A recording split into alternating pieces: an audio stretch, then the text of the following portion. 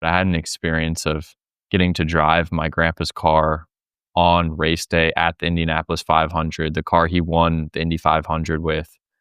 We did a parade lap about an hour before the Indianapolis 500 2 years ago, and just experiencing that and hearing the fans and seeing the visuals of what it was like to be on the track in a car that my grandpa literally raced and won that race with 60 years before was just such an incredible, special moment that I don't think I or anyone could recreate for me. And it's just something that's going to have such a big place in my heart for so long.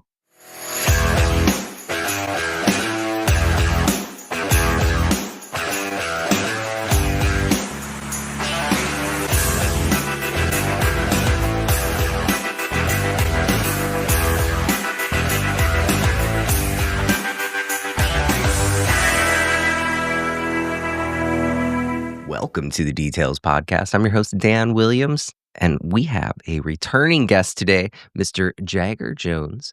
And hey, welcome back, Jagger. Yeah, thank you, Dan. I'm excited to be back. We were just looking a little bit over a year, and the racing world's always changing. My career is always changing. And so it's good to be back and kind of give you guys an update on what's been happening and maybe talk about some things that we didn't get to last time. Excellent. And so the last time you were on here, we kind of did a deep dive and we followed your journey all the way from kart racing to NXT and your incredible, family history in racing. And now you're off to major wins in IMSA, and I can't wait to dig into what's next. Before we really jump into that, though, let's just talk about what IMSA actually exactly is. Yeah, so IMSA is the biggest sports car racing series in the United States and arguably the biggest in the world. Maybe WEC, World Endurance Championship, might have the cake on that one. But in the US, IMSA is sports car racing. The iconic races, the 24 Hours of Daytona, 12 Hours of Sebring, Petit Le Mans, which is in the fall at Road Atlanta every year, excuse me. So IMSA is sports car racing pretty much in the US, and it's ran by the same people or owned by NASCAR. So it has great people behind it. They're very, manufacturer based. I think there was 20 something different car manufacturers that compete in IMSA through all their different series. So they have the WeatherTech series, which is, the main top level series of IMSA and sports car racing in the US. So those are the races like 24 Hours of Daytona. And then in that, they run prototype classes like the GTP car with Porsche Penske, with the Porsche, the Acura, Cadillac, so all the big name brands. And then as you move in the same race, you have LMP2 cars, which are more spec prototype cars. And then you also have the GTD cars, which are more, street-based sports cars. And obviously they're meant for racing, and there's some different things they do to these cars to be able to race for 24 hours, but they're really modeled off of cars that you can buy off of a showroom. I mean, obviously you're bringing a checkbook for most of them, but that's sports car racing, and it's really taking off, I would say, in the United States. I've seen such a big fan attendance, interest from sponsors and people, and the TV views. It's all really growing right now. I think other than Formula One, I think sports car racing is, right there with it of growth the last couple of years. Yeah. Would that also be covered in like the Blancpain World Challenge series and those cars? Because those are like a lot of Mercedes and BMWs and Lamborghinis, and they do, the F1 type tracks. Is that the same thing? I think I believe they run the GT3 car, so the same homologation and basically similar or the same car. But that's just another series that runs in a different part of the world. IMSA really has the hold on the United States market of sports car racing. And I think one thing that's different in IMSA is you have, it's not different, but it's definitely a big part of IMSA is you have multiple classes racing at the same time. So you'll have, 55 cars on track. You'll have 12 or 15 GTP prototypes, which are about 8 to 10 seconds quicker a lap than the GTD touring cars. So that creates a lot of drama in itself, and makes the racing pretty interesting, spread out over a long period of times. And you got different levels. You have the F1 guys like Grosjean and Brendan Hartley and big name people in the top level. But as you go down, there's still quite a bit of talent. But you also have a little bit of amateurs mixed into some of the classes. So and there's also a lot of young guys that are actually getting to race in the big show. Most series, like in the open wheel world where I've been before, is like if you're not in IndyCar and you're racing in Indy NXT, well, you're racing in the morning before, not as many eyes on the show. You're not getting the experience, in the actual races with pit stops in sports car racing. If you're in a lower class like LMP2, working your way up like someone myself, you're actually in the big show. You have the opportunity to sell the race to big sponsors. It's on the TV. You're running all 6 hours, obviously with multiple drivers. But so I think that's one thing that's really exciting about sports car racing. And I'm sure we'll get into this, but I raced last year in a series that was a support series, so a series to build to that. And I'm obviously in my career, I'm not in the main WeatherTech series just yet, but that's what we're building to in the short term. Well, and you led me right into where I was going to go. I was going to say, let's catch us up. We did an interview 12, 13 months ago. So you've had an Mhm. entire year. So catch me up a little bit on what's been going on with your career over the past year. Yeah, so just a quick refresh based on our last podcast. So I was racing last year. I raced IMSA VP Challenge Series. So it's an LMP3 car, a prototype car. So it's more of a open wheel looking car with a body is kind of what I would describe it. Different than your GT cars that look more like a typical sports car. This kind of, definitely is a race car, fully built race car. So I raced that in a series called the VP Challenge in IMSA on the IMSA weekends. And we pretty much dominated last year. It was probably my favorite year of racing. I competed in 10 races and we crossed the finish line in first all 10 races, which is unheard of in racing. We had one tech issue which led us to a DQ, just a mistake on the team's part, which happens. It wasn't intentional cheating by any means.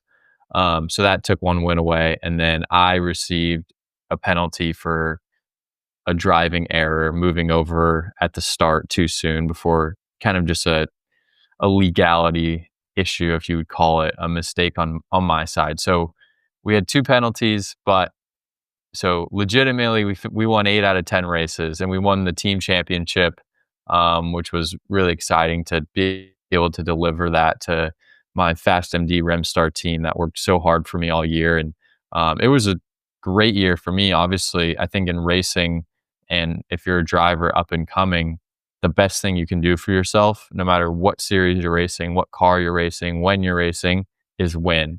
And when you're winning, people are talking about you. And that was the goal last year, was to go into sports car racing and make a name for myself. And by winning the championship and winning all those races, I think it really turned eyes on me from some important people. So this year, unfortunately, I didn't land a ride as much as I wanted to in the WeatherTech series. The goal was to move up into that. But racing these days is a sport that is very driven by financial impact, and it's very tough to earn opportunities, even if you're winning, without the finances behind you. But luckily, I'm still racing with the Fast MD team I was with last year. We're doing a mix of LMP3 races and some GT car races, kind of spread out through a couple of different series, kind of improving the team and some of our other drivers. So I'm coaching and racing with them. So it's a good opportunity to still be with them. I'm still learning, still in front of people, still having an opportunity to drive race cars and prove myself. But the real goal in the short term is to have an opportunity to move up to the top level of sports car racing in the United States, which is the IMSA WeatherTech series. Gotcha. Man, that's that's a pretty incredible year that you've had. I mean, Oh yeah, last year was great. I mean, I had so much fun. We were on the road quite a bit, stayed in the motorhome with the team, and really got to know everyone. And um, our team manager, Remy Lantain, he's worked in IndyCar and Indy Lights as an engineer, and he's been in sports car racing for a handful of years and has had a lot of success. But a lot of the guys on the team outside of him, like my main engineer, our crew chief mechanic, our other mechanic, are all fairly new to racing.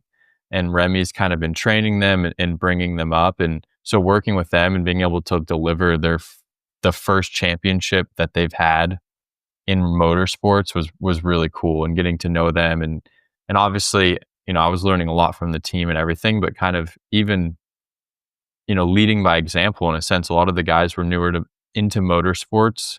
Obviously our manager, Remy, very experienced, but some of the other guys. So I think I learned a lot by just teaching those guys and being having to be an example for them when things weren't going right or when things were going right. And I think for me, I learned a lot by, being with a team like that last year.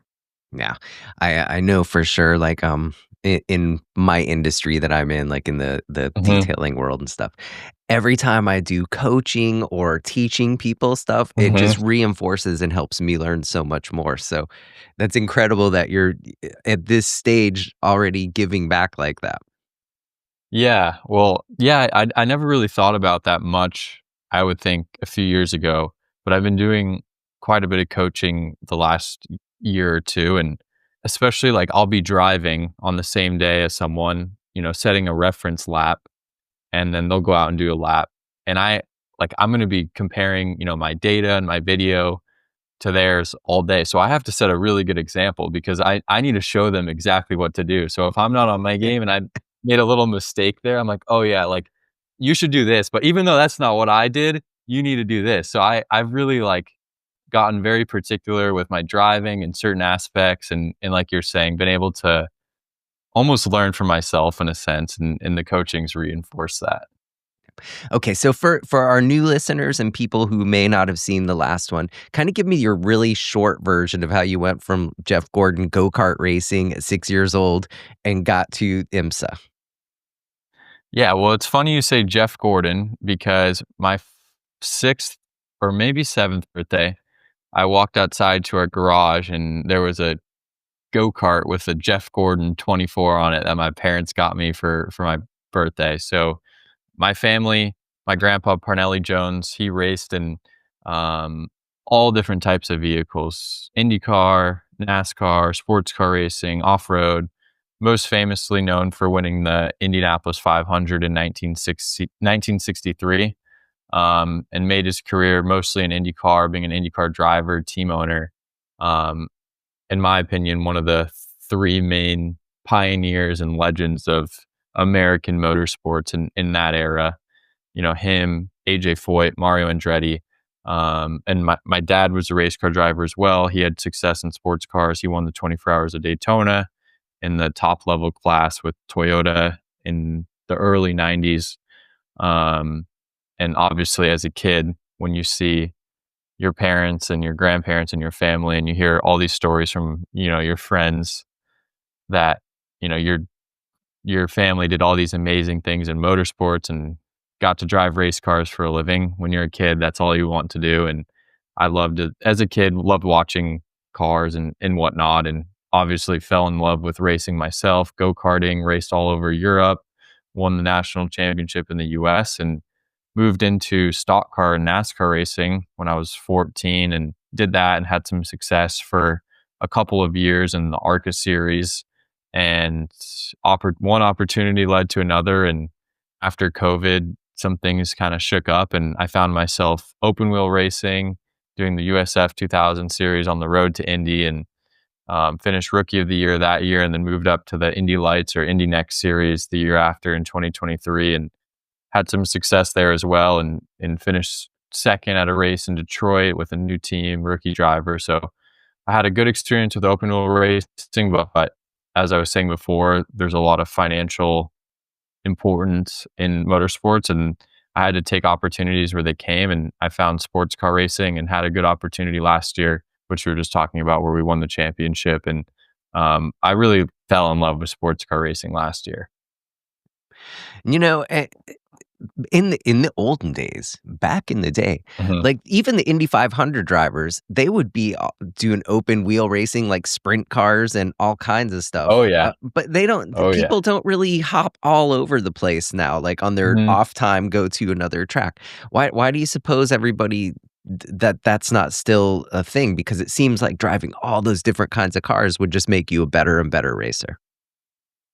Yeah, I 100% agree, and it's definitely not as common. I think in that era, you weren't a IndyCar driver, a NASCAR driver, you were a race car driver, and you drove anything with wheels. I think now with how intense the schedules are, how competitive every series is, I think that's very tough to do. And there's a few guys that try to do it to some extent. Um, One being Kyle Larson, doing the double, the Indy 500, racing sport or sprint cars all the time um, during the week, and then running on Cup on Sundays. So he's a guy that's tried to make that happen in this era. But I think just the schedules, the level of competition, and I think the cars have also separated themselves. Like back in my grandpa's era, I think driving a NASCAR versus an open wheel car was obviously different, but I think the skill set needed was more similar than today. I think there's a bigger separation in different types of vehicles just with all the technology. I think each type of racing has kind of slowly built itself each direction. But I absolutely love that people are trying to do that still. Like Larson, I was saying, you see Max Verstappen trying to go do sports car racing. You see Kyle Busch and Bubba Wallace and all these guys running legend cars during the week. And I think people have realized, like, no matter what it is, if you're racing, it's going to make you a better race car driver. I think for a few years, some people got the reputation that, or the idea where, you got to stick to one thing and focus on that. If you go drive something else, it's going to mess up your habits, which could be a case, but I think ultimately the experience from everything outweighs itself. And I know as a driver myself, I've learned so much in each discipline that is somehow carried over to another, where I feel like I have a bigger picture to work with than some of the other drivers that have only driven in one type of car. Yeah. So if you're looking at climbing up the ladder like you are, Mhm. how has the shift of the fans and the people that follow you been as you go from series to series, and now that you're in IMSA? Is there a difference? Yeah, I think it was definitely weird when I stopped racing NASCAR. I think as a kid, I really built my name in the world of NASCAR racing, even though my family had so much history in uh, open wheel racing and IndyCar. I decided to go race NASCAR, and obviously there's a large fan base in the US for NASCAR. And so I think when I switched to open wheel, I think a lot of people were pretty excited about that. I think others were like, go back to NASCAR, like that's what we like. But I think the overall theme was when I got into open wheel racing and IndyCar, I felt very connected to all the peoples at all the level, the series, the big teams. I feel like I had felt more of appreciation and finally got a real understanding on the impact my grandpa had, because I think he had the largest in IndyCar racing. So I think that was a really cool experience for me. I think now with sports car racing, I think a lot of people are starting to fall in love and understand the future of sports car racing. I think the races are very exciting. I think the events that they put on are the best motorsports events I've been to, such as like the 24 Hours of Daytona. And I think everyone loves going to sports car racing. I think it can be a little bit tough to watch on TV compared to other series, just with the races being so long. Um, and there being quite a few number of cars and multiple drivers. So it can get a little confusing in that aspect. Or if you were trying to decide between the three, I would push you to go to a big IMSA race. I think that's where as a fan, there's the most experience. And I think a lot of people have appreciated that. I think people love sports car racing because they can relate to it. And I like posting on my Instagram. I focused a lot on the social media and the reels and the videos, and I get so much. I honestly get more clicks and more views on the sports car videos I do than the open wheel. Okay, so your 2025 schedule, you had all of those wins and just massive cool things going on. And then a couple of the really big highlights I would think are the Indy's Battle of the Bricks and the Petit Le Mans. Let's kind of break those down for people who haven't experienced them. What makes Battle of the Bricks and Petit Le Mans so special in the motorsports world? Yeah, so this year, the two big races I focused on trying to compete in, which haven't happened yet but are coming up, are the last two IMSA races, which are the Indy Battle on the Bricks. It's a 6-hour sports car race at Indianapolis Motor Speedway, and then the final IMSA race every year of the season is the Petit Le Mans, which is at Road Atlanta, a 10-hour race. Starts kind of midday and ends in the dark in the evening. So it's pretty exciting to finish under the lights, or there's no lights on the track. So under the lights of the cars, the headlights. So those are two races that I've had highlighted on my calendar all season. I didn't put a full year to race in IMSA together. So I missed, the first couple races of the season, but things change throughout the year, and there sometimes can be some seats and opportunities of teams that have a ride open for, the last quarter of the year. So I've had a bunch of meetings with some teams and some brands and manufacturers, and everyone's kind of pushed in your career. Yes, you didn't get the full season lined up this year, which would have been ideal, but now what you should focus on is trying to do the last two races, which Indy is a place that my family has a lot of legacy. It's the Indianapolis Motor Speedway. I've raced there in the past and finished on the podium in open wheel racing. So I know the track, I know I'm quick. So that's a big race that's, important for me. And there's a good story behind it is, moving up to the top level of IMSA for my first race will be at, such an iconic track and a track that, means a lot to me and my family. And then Petit Le Mans at Road Atlanta is one of the biggest sports car races in the world. I think they bring in over the weekend, I think they bring in 150,000 people. So it's huge. I remember last year they stopped selling tickets like 3 days before because there was too many people already going to be showing up. Everyone's camping, barbecuing, 10-hour race. Finishes around 10 p.m. on Saturday night. So it's exciting, like I was saying, in the dark. And I've had a lot of success at that track. We won there last year in the LMP3 car that we raced in. The year before was my first sports car race, was there. And I was leading by 14 seconds and we ran out of fuel on the second to last lap. So I've had a lot of success. I know I'm fast there. And for my career, it's really important to do these big races and get my name out there, have the big teams be able to see, okay, how did he do compared to our guys? And I know I can do well in that environment, even if it's, not a full season opportunity. So in motorsports, kind of the way it works is trying to come up with a bit of funding to be able to bring to a team and say, hey, this guy's really good. We have a little bit of money behind him. He wants an opportunity. We know, whatever's fallen through with your driver, one of your drivers for these last two races, there's a seat open. This is why you should go with him. And we're pretty deep into, me and my management team are really deep into some conversations with some teams. But we're really focusing on trying to create that funding and sponsorship to really help sell myself. Because unfortunately, the driving statistics, they help, and my results in other series definitely help. But you have to have some of that money for the most part, and that really can make the difference of a team except taking you on and committing to you for those races. So that's kind of the process where we're at right now, is talking to the teams and also trying to create the funding, and I want to put on an experience for people that just come and support me, not just throw a logo on the car and say, oh, we're gonna bring you this notoriety, but it's really about the experience for me of partnering with me through my career and the journey, and also kind of experiencing exactly what I'm experiencing on a race weekend.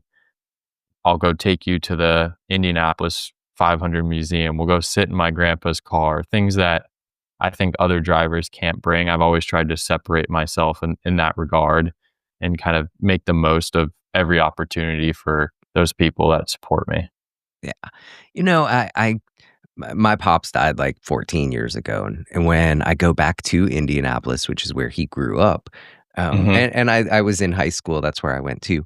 Um, just driving down the streets, like I often, I'll go by the house or where the house was where he grew up, and like, just kind of go back and reminisce.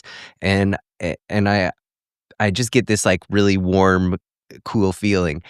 How is it for you when you're going around the Hmm. track at the Indy 500, like with the ghosts of you know, of your relatives, Hmm. and you're like right there doing the same thing, or sitting down in your grandpa's car? Like how does that feel? Yeah, I think for anyone in motorsports, going to the Indianapolis Motor Speedway in general is already something that gives you chills, and you really reminisce when you walk in there of everything that's happened and how important that place is for motorsports. And then for me, obviously, I have the family history, and it almost feels like my grandpa grew up in Southern California and passed away last year. But I get that feeling when I'm in Southern California or around his house or neighborhood or visiting my grandma. But I get it just as much at Indianapolis because that's where so much of my family's history was created. Um, One experience that really embodies what you were talking about was actually driving his car that he won the Indianapolis 500 with the morning of the Indy 500 with all the fans in the crowd. It was a parade lap. I wasn't pushing it, but I really, in that moment, that's when it really clicked of like, I can't believe he raced this car around this track 500 miles and won the Indianapolis 500. And I think it was the 60th year anniversary of his win a couple of years ago when I did that. So that was a surreal memory that I will never forget. And I, gained a lot of respect too for those guys, not just him, but everyone in that era that were willing to risk their lives racing those really dangerous race cars. Um, that's Yeah. meant so much to them, right? I'm sitting in my simulator right now, and you got the seat covering up to your head, all this. When you're in that old Indy car, my chest was about sticking up past the highest part in the car. You have a tiny roll bar, your whole face, neck, chest is exposed from the front, no windshield. They weren't even wearing full helmets back in the day. Like it's just insane. And I've driven a few vintage Indy cars from that era, and it just every time I'm just like, these guys were nuts. Like this just feels like you're strapping me to a motor and telling me to hold on, but it's crazy. It made me think of like Wile E. Coyote with the rocket on his back. Yeah, exactly, exactly. You might as well been. And then they were putting alcohol in the fuel, catching on fire, and just a crazy, crazy era. Yeah, yeah. All right, so sponsorship. We've touched on that a few times in this Hmm. interview too, and it is so, so important. And it's more than just some logos on a car, and you've lived it Yeah. firsthand, building programs and partners. Walk me through what IMSA sponsorship experience looks like. Yeah. So in motorsports, I think sponsorship and partnership has involved so much from, my grandpa's era to what it is now. And I think it's interesting. I appreciate the question because I think it's such a big part of what I do and what all the teams do and what the internal motorsports community has to work on. But you don't really see or hear about much about that part or aspect of racing. A lot of times you see, the logo on the car at the end of the day, but you don't see what got to that point and all the other experience that a race team or a race driver is bringing to a sponsor.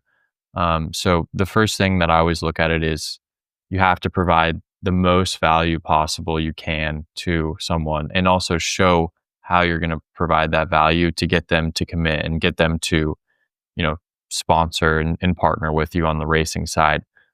So obviously, you do have the logo on the car, the space, the visual aspects where they can bring notoriety to their business, through the visuals of the car. And it also looks cool. I mean, you could sponsor a billboard, but oh, you can also have your logo on a race car. Like that's way cooler. So there's that aspect to it.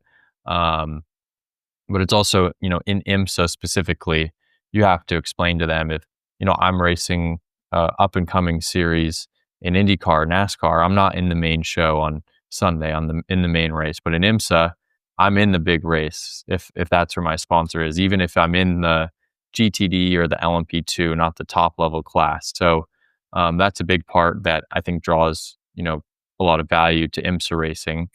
You also have, really iconic races like the 24 Hours of Daytona, where you have, 100,000 fans. You have Petit a race I'm working on trying to do in the next few months, where you bring in 150 fans annually, and the fans are they're wearing merch, they're really invested in sports car racing, and then you have all the experience that comes on the race weekend for the people that are partnering with you.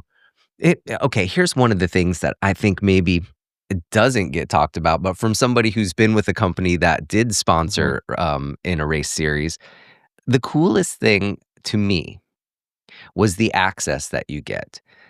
Being able Yeah. to go right down to the pits and basically stand on the wall with the team while they're like live racing. Amazing. As a matter of fact, it kind of makes it so it's not even appealing to go to a race unless you get that kind of access. When a partner comes to the Battle of the Bricks or Le Mans, what does their weekend look like from the moment they arrive? Yeah, so I think, like you're saying, that's such a unique aspect of motorsports. You don't, even if you're sponsoring, you don't get to go in the locker room or go walk on the field with the team. Like it just doesn't happen in football or any other sports. But in motorsports, you get to go in the garage, you get to go see the car up close. I'll let you sit in the car. You're going to be, you know, on the pit box for part of the race. We'll have people bring you down so you can experience that, see a pit stop right in front of you. The access in motorsports is just incredible. And I think that's what separates it. So for these races, and what I like to do is I like to make it an experience from, the time the sponsor shows up to the end, from them getting to actually experience and see motorsports, and also it being impactful for their business.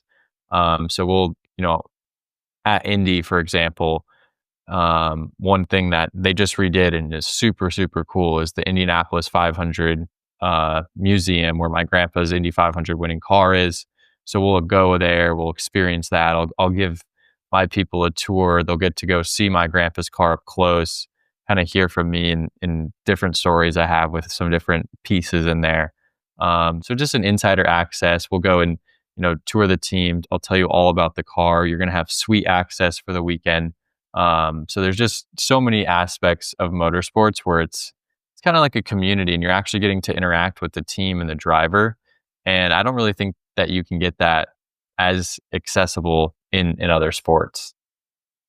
Yeah, I think that in my opinion, you should just dangle that one about you're gonna get to come down in the pits because that is Yep. so, so cool. It's amazing. Amazing for somebody who's not from that world.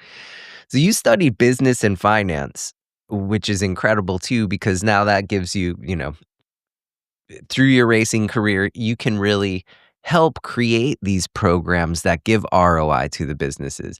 Do you think that having that business and finance degree really plays into the experience that you can specifically give to people? Yeah, absolutely. I think I have a really good understanding of it has to provide value or tick a box for that company. So what's their problem and how can I try to help solve that for them through motorsports? I think a lot of people and kids try to think, "Oh, I need this much money for motorsports," like, just go ask for that money without, like, really showing the value. Um, so I try to, be creative and create and find out a company's problem and what their message is they're trying to spread or what businesses they need to connect with on the B2B side. So I think a lot of that comes from, having experience in this game in the motorsports world and working with great people like Ralph Hansen and some other people that have been in the sponsorship world for so long.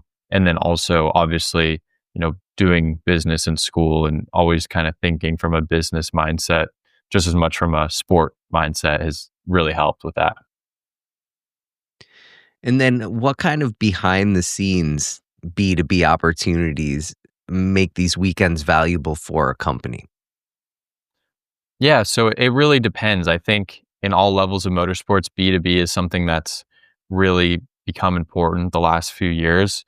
It just really depends on what your business is. There's not kind of a set formula. It really depends if you're trying to sell car parts or technology, then we're going to try to connect you with teams and big teams that, might be interested in trying to use that product. But, if you're in an industry that doesn't have a direct correlation to racing, there's still a ton of other brands there sponsoring that, are involved in motorsports through a team that, you might have a business need to connect with them, and there's ways to create revenue that will actually pay for the entire sponsorship and the cost that you're spending to sponsor a car. The B2B deal you do might cover that cost and even more. So that's kind of what we try to create for brands to make it even make more sense. Yeah. And knowing, the Indianapolis experience where you kind of do have a little bit of a leg up on most people, for your activations and stuff. Have you seen any creative activations from yourself or from other racers, race teams that have really clicked with both the fan side as well as the business side? I actually have. So one thing I've been focusing on a lot the last year is social media and um, doing reels, short form content, and I've gotten really good engagement. I think I'm averaging about like 1.5 million views a month on Instagram, and TikTok's doing well also. So social media has been huge, and I know so many companies are really valuing social media really high right now because everyone's scrolling on their phone. Um, I haven't specifically done this, and someone's probably going to steal my idea, but I'm still going to say anything because I'm working on this. I want to partner with a it's kind of more of an idea, and I've seen people do it, but not exactly like this, is I want to partner with a brand where, we give away, a full free package to a fan that comes to a race. And that package is sponsored by a company and branded through their company. And then we do a, giveaway where we bring a fan, and basically like all you have to do to enter is literally just follow the brand and myself on Instagram, and then just, film content with, these people and about this experience, and really give someone that may not have had access to pay for a sponsorship or a package to come to a race like that, really get to show what it means to have all that accessibility on a race weekend. Yeah. And so at the races that are not at Indianapolis, do you personally interact with all of the sponsors and people that are out there at the track, or does Are you or saying you my just my personal sponsors or just everyone? no, your My personal personal people? sponsors. Oh Like yeah, absolutely. I mean, these are typically people that I get to know really well, and we'll go have dinner 1 or 2 nights on the weekend, and they're around in the. It's not like a normal sport where I go back to the locker room with my team, and the company that's helping or sponsoring is up in the suite, and you never see him or anything. No, this is a weekend experience where we'll probably stay at the same hotel, not in the same room, obviously. We'll be going to dinner and get to know me. I want to get to know you, to know the people that are helping me, and try to help solve problems and bring value for them. And the only way to do that is to get to know them. And they'll be hanging out in the pit, not pit lane. The why am I blanking? I've been a race car driver for 14 years. In the garage area where our transporter and hospitality is, and with my family or whoever's there, and they'll also have suite access so they can go watch the race. in a nice spot, and we'll have, usually golf cart or people taking them around to go see different corners and different aspects. And so it's a really personal experience. And um, I've done sponsorships at my own races. I've created experience packages at the Indianapolis 500 and taken people along for me on a weekend where I have, pretty good access with the family history and being a current race car driver, and just really get to show people what motorsports is about. And I think when I'm racing, you have invested interest too in someone that's competing. So that always makes it more exciting. Do you I mean, here's another one that people who are the sponsors and fans really like. Do you take your simulator with you and have it in your garage when you're at these tracks? Because I've experienced before where I had the access to go in there, and they would let you just sit down on their simulator and play on it, and it was, from a fan and sponsors, side, that's a really, really cool feature. Yeah, I 100% agree, and I've worked at some, like, Formula 1 races where I've been doing some commentary and suites and whatnot, and they have a few simulators in there, and it's like, "Hey, everyone, like, I'm gonna, like, do an interview with, uh, Mika Hakkinen right now," but everyone's so, head deep in the simulator area, so it's definitely that's a great idea, and I think that could be more incorporated. I think it just depends, like, on our team, on the hospitality, sometimes we don't have, like, a big enough setup to make that happen or make sense at some of the smaller races, but then I think at the big races and, like, the suites, I think that's really something that people should utilize more, including myself, because you get to experience it. I mean, I'm sitting on my simulator right now. I practice on this thing all the time. It's the closest experience a fan can get to what it's actually like to drive a race car. Yeah, it makes you respect it in a whole different way because, Mhm. it's Sonoma, for example, the going into that very first turn. I hit the wall almost every single time on the simulator, so when I did a hot lap in a McLaren 620, I was like, "Oh my goodness." It is crazy the difference, like, for even myself as a race car driver, the level of, like, focus and, like, don't crash, like, in just you're trying to stay alive when you're on the track in real life, and then you go to the simulator and it's like, "Oh, I'm Ayrton Senna right now." I'm braking at the 1 marker, there's just no fear behind it, but other than that, the simulator is so realistic these days. So you've called these races, that we're doing this year a key step into your bigger career goals. Let's talk about that vision. Why are Battle on the Bricks and Petit Le Mans so critical for your career path right now? Yeah, so my short-term/long-term slash long-term goal is to be a factory level sports car driver, race for a brand, race for a manufacturer, and go do, IMSA, the main IMSA series, go race the 24 hours of Le Mans, and, try to go win all the big sports car races all over the world with a manufacturer. What's the roadmap, from these events to a full season of WeatherTech right now? So obviously, the better you do, and I was explaining with my season last year, the better you do, win, perform, that draws the attention. So first step, obviously, is to make these races happen. It's not confirmed yet, but I have a really good opportunity with the team in the GTD category. So we're working hard on trying to make these races happen.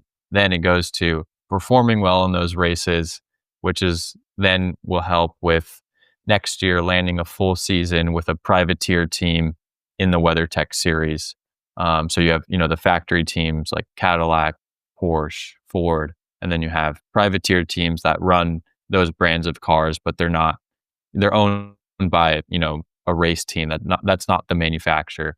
So probably race with a team like a privateer team next year and do well with them, which will lead to more factory conversations. I've had, a few this year, but that will lead to having an opportunity to be a factory sports car driver. And what do you think the skills from NASCAR and open wheel and IMSA, do to give you a little bit of an advantage for Le Mans? Absolutely. I think open wheel racing is very similar. You learn how to drive on the limit in a fast race car on a road course. So I think the driving aspect is very similar to sports car racing. I think the NASCAR races taught me how to be there at the end and how to manage a race, which is very important in a 6 hour, 12 hour, 24-hour race. It's not a sprint. You got to, pick your battles, save tires, save fuel, manage the race. And I think I learned a lot about that in NASCAR of just, staying out of trouble, saving tires. So I think kind of combining those two aspects is sports car racing and even a longer format with multiple drivers. So I definitely think from someone who's 1 year into sports car racing, I have a little bit of advantage of my background. Is there any advice that you've gotten from drivers who've already raced Le Mans? Um, so I did working at the F1 race in Miami this year. I did an interview with Tom Christensen, who is Mr. Le Mans 12. I'm going to be getting the numbers wrong here, but so many Le Mans wins, it's ridiculous. I didn't necessarily get any specific advice that stands out, but just being able to talk to him and interview him and ask the questions I wanted was really, really cool. And he's like, the face of sports car racing, especially in Europe with Audi. He won, I think 7, 5 or 6 in a row. Crazy. My knowledge is kind of blanking me right now, but just guys like that who have had such a, historic careers in sports car racing. I try to watch them and kind of see how they were able to get in with a brand and, you know, picking the right brand and the right people at the right time is very important. And just, there's so many people that, I've talked to, but that's one guy that really stands out. Yeah. And kind of not with not painting yourself into a corner. Is there a specific manufacturer that you'd really, really like to see yourself Oh gosh. representing? Yeah, I mean the first one that is obvious is Ford. My grandpa had a really long history with Ford. So he raced in Trans Am and really helped develop the Mustang and put it on the map. So he has a long history with Ford and sports cars and Trans Am with the Mustang, and then he also helped them pretty much launch the Bronco and went and did the Baja 1000, won the Baja 1000 in the big Ole Bronco with Ford. So he's kind of been a lifelong Ford guy, and my family has. My dad had a really successful sports car career with Toyota and won the 24 Hours of Le Mans with Toyota. Obviously, I love American brands, but sometimes, a brand like Porsche or Mercedes, it's hard to like say no to something like that with all of their development and engineering and history and motorsports. Um, I'm not putting myself in any corner here. I just listed some names, but there's some good options, and hopefully I'm in a position in the next year or two where I do have some options. You know, I I feel that just might be the case. So for like fans and potential partners who are listening or watching, how can they follow your journey and get involved? Yeah, so I think I've tried to be more fan focused and open with everything I'm doing and kind of showing people, more onboard footage and more things of being a race car driver through my social media, mostly through Instagram and TikTok. So my Instagram is J the number 6 GGER. So basically my name with a 6 instead of an A. But I think that's the first part. Watching races, watching sports car racing. Hopefully, we'll be doing the last 2 sports car races in IMSA this year, which I think are on NBC and Peacock. So they're well televised. And yeah, I mean, we're always looking for partners. I'm always networking. It's pretty easy to get a hold of me through Instagram. I'm looking at my messages and whatnot there. So I think that's probably the best way right now. If you do have some sort of interest, or even if you're a fan and hey, this company, like I've seen them involved in racing, or I see, this need that they could, really utilize from racing, or it would be a brand where you have a connection, or even if you just think it's a brand that, might want to get involved in racing, like feel free to shoot me a message and we can go from there. And, maybe if something comes from it, it can benefit you as well. So there's a lot of different ways, but Instagram mostly is kind of where I'm at most of the time. And as you roll into Battle of the Bricks this year, what's one thing that you want fans to know about Jagger Jones? I mean, for me in my career, it's like I think the theme is like never give up.